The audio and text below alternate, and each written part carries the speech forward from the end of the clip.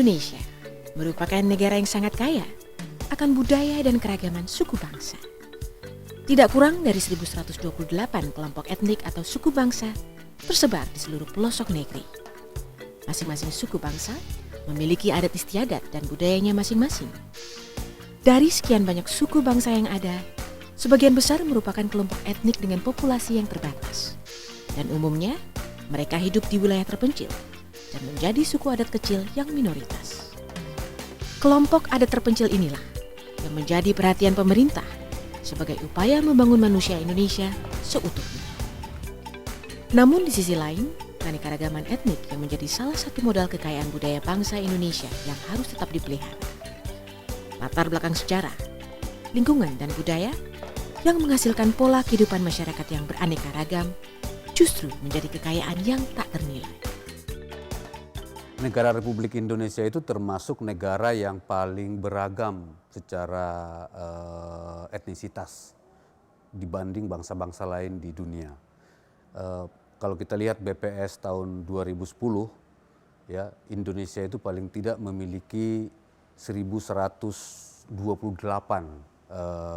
suku bangsa, etnisitas, ya, dan hanya sekitar 15 yang populasi etnisnya di atas 1 juta. Jadi artinya seribuan lebih itu sebenarnya suku-suku kecil, suku-suku minoritas dengan populasi yang kecil-kecil. Hutan selama ini menjadi rumah bagi sebagian komunitas adat terpencil atau yang sebelumnya dikenal sebagai masyarakat terasing.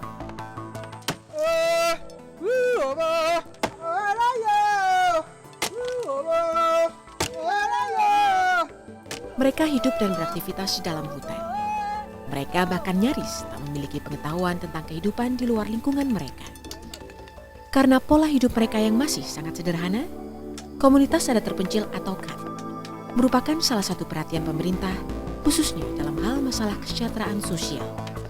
Dan ini pula yang menjadi sasaran program pada Kementerian Sosial. Karena berdasarkan data Direktorat Pemberdayaan KAT hingga tahun 2013, populasi KAT di Indonesia masih cukup besar. Populasi KAT tercatat sebanyak 228.000 kepala keluarga. Mereka tersebar di 24 provinsi dan 202 kabupaten. Pemberdayaan mereka terdapat di 786 kecamatan dan 1996 lokasi. Penanganan komunitas adat terpencil ini di samping kita harus memperhatikan dari aspek ketertutupan sosial budaya, kemudian tentu keterpencilan di sana, akses yang tidak mudah dijangkau dari pelayanan sosial, ekonomi, politik, ya.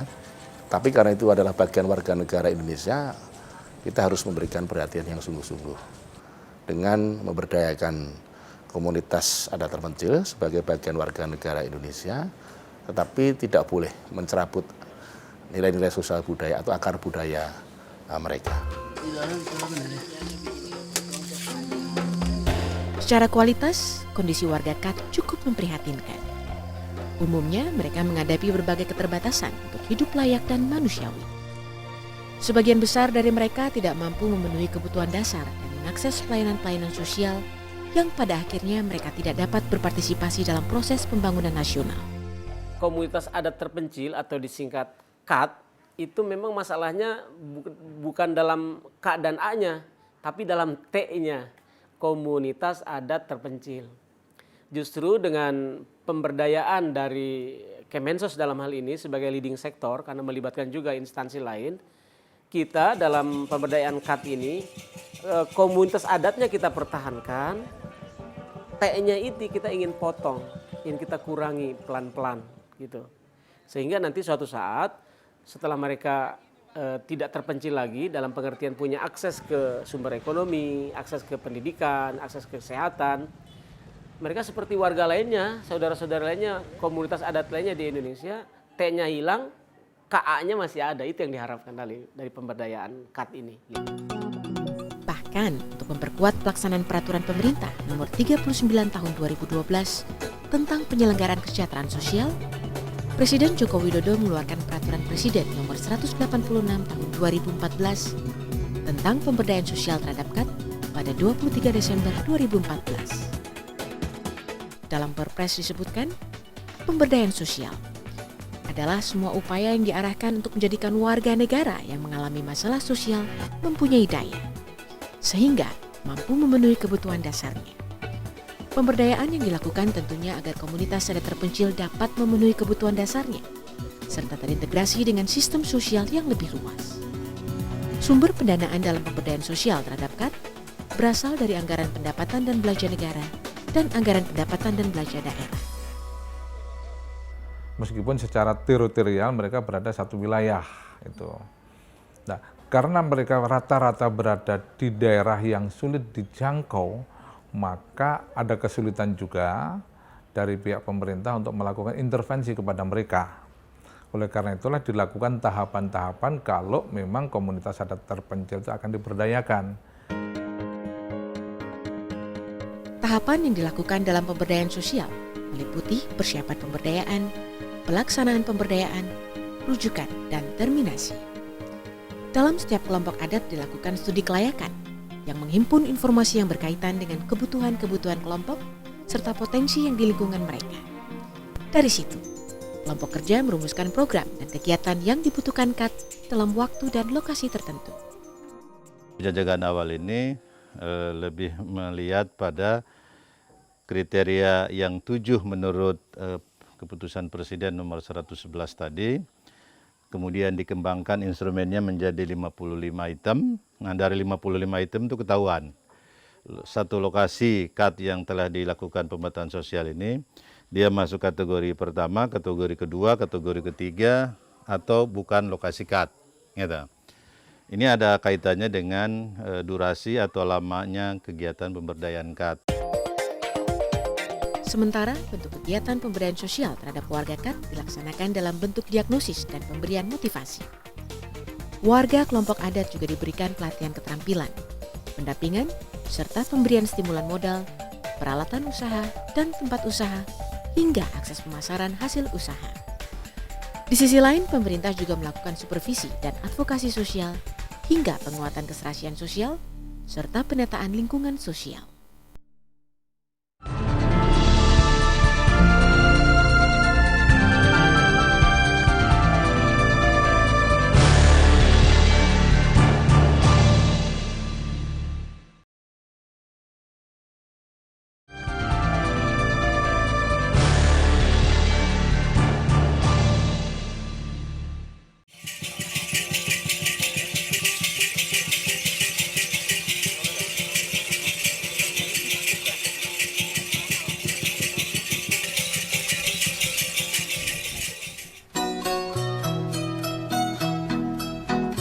Pemerintah melalui Kementerian Sosial terus merealisasikan program pemberdayaan warga KAT, termasuk di Provinsi Nusa Tenggara Timur. Sebagai salah satu provinsi yang berbatasan langsung dengan negara tetangga Timur Leste, Nusa Tenggara Timur menjadi salah satu halaman depan Indonesia yang merepresentasikan wajah Republik ini. Salah satu wilayah yang menjadi pusat pemberdayaan KAT berada di Kabupaten Timur Tengah Utara, Kecamatan Mutis, tepatnya Desa Nai KKA. Berjarak sekitar 26 km dari kota Kupang, Desa Nai KKA dapat ditempuh lewat perjalanan darat selama kurang lebih 8 jam. Infrastruktur jalan yang belum memadai membuat desa ini sulit untuk dijangkau. Bahkan, Desa Nai KKA harus melewati 2 buah sungai besar yang hanya bisa dilalui saat musim kemarau dengan menggunakan moda transportasi kendaraan garda kata.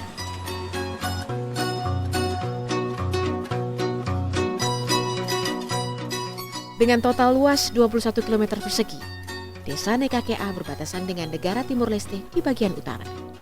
Di bagian selatan, desa yang memiliki topografi berbukit-bukit ini berbatasan dengan Kabupaten Timur Tengah Selatan dan Desa Nuelelo. Sedangkan di timur dan barat, Desa Nai KKA berbatasan dengan Desa Tasinifu dan Desa Nai KKB. Ya, sebenarnya komunitas adat terpencil di Timur Tengah Utara cukup banyak ya, menyebar hampir di 24 kecamatan ini.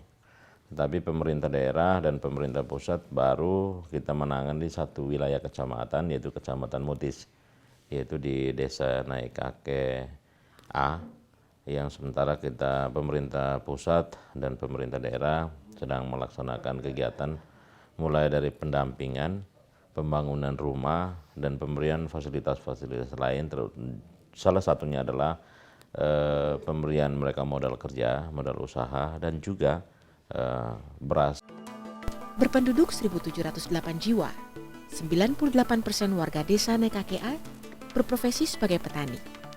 Hasil pertanian berupa jagung, padi, kacang-kacangan, ubi jalar, dan ubi kayu. Sejumlah persoalan yang dihadapi warga Naikakea adalah rendahnya kualitas hidup yang ditandai dengan keterbatasan dalam memenuhi kebutuhan dasar dan mengakses pelayanan sosial dasar. Setelah tahun 2012, masuklah program kawasan adat terpencil.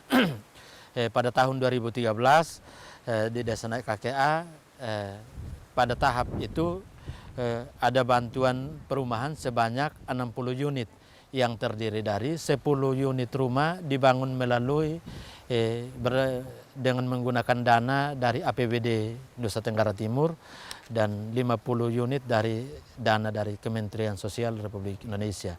Dan pada tahun 2014 program KAD juga masuk di Desa Naikakea ini dengan 25 unit rumah dengan menggunakan sumber dana dari Kementerian Sosial Republik Indonesia.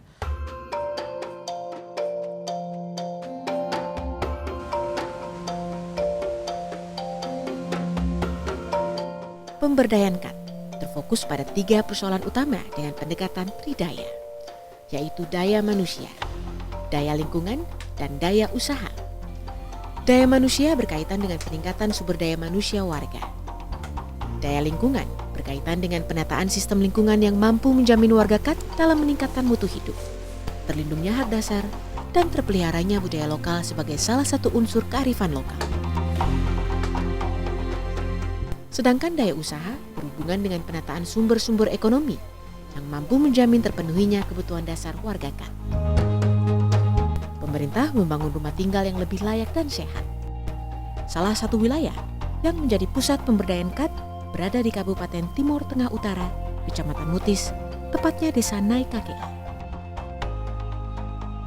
Sebelumnya, rumah yang ditempati warga minim cahaya dan sirkulasi udara yang kurang maksimal. Keadaan ini berdampak kurang baik bagi kesehatan orang-orang yang tinggal di rumah tersebut. Ya memang ada perubahan karena saat mereka di rumah bulat itu artinya kita tahu semua bahwa rumah bulat itu ruangannya tidak ada kamar pemisah, itu digunakan untuk semua aktivitas jalan.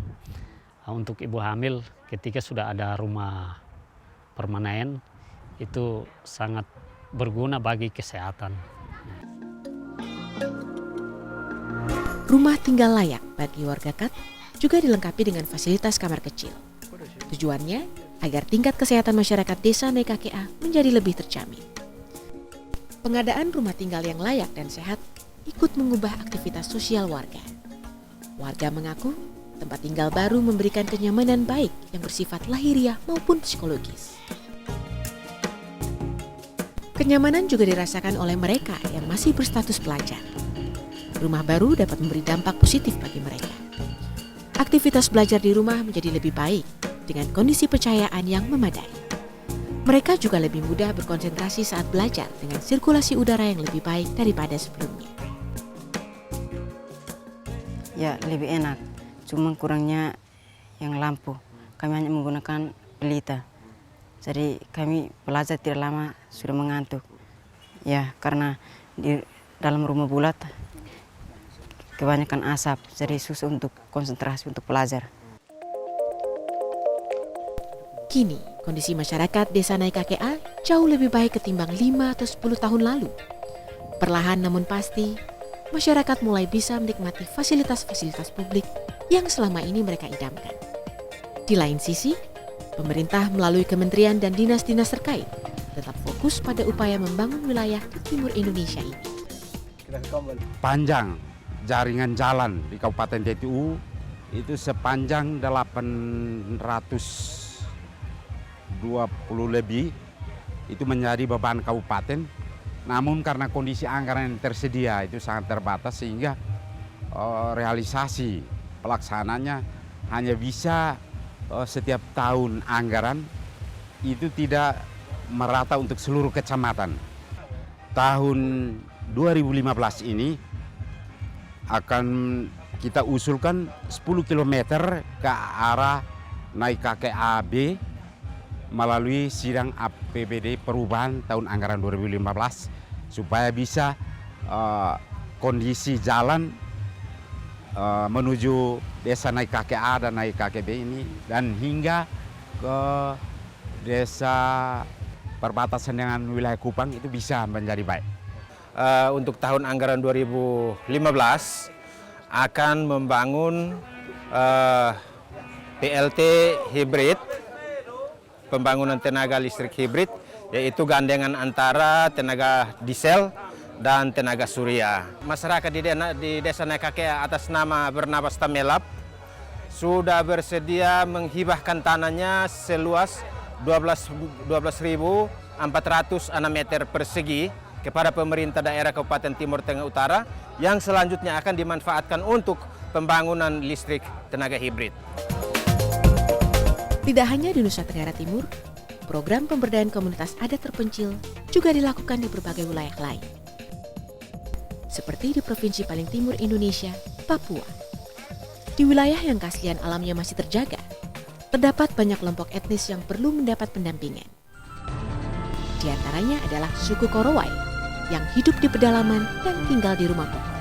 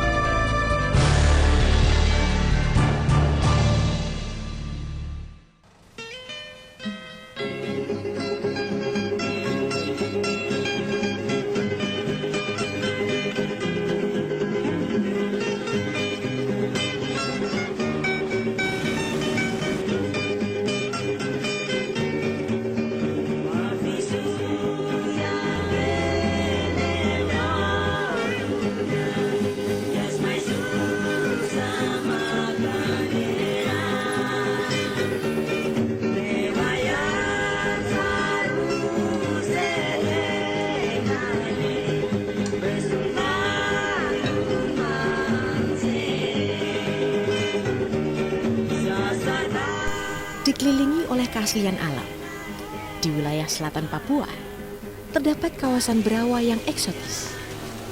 Berjarak 321 km dari Agats, ibu kota Kabupaten Asmat, Kampung Mabul merupakan wilayah yang sangat terpencil. Wilayah di Kecamatan Kolf Braza ini dialiri sungai dan dikelilingi gunung.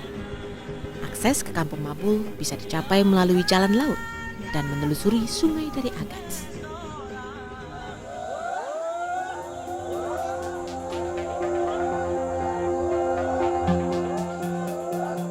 Kampung Mabul merupakan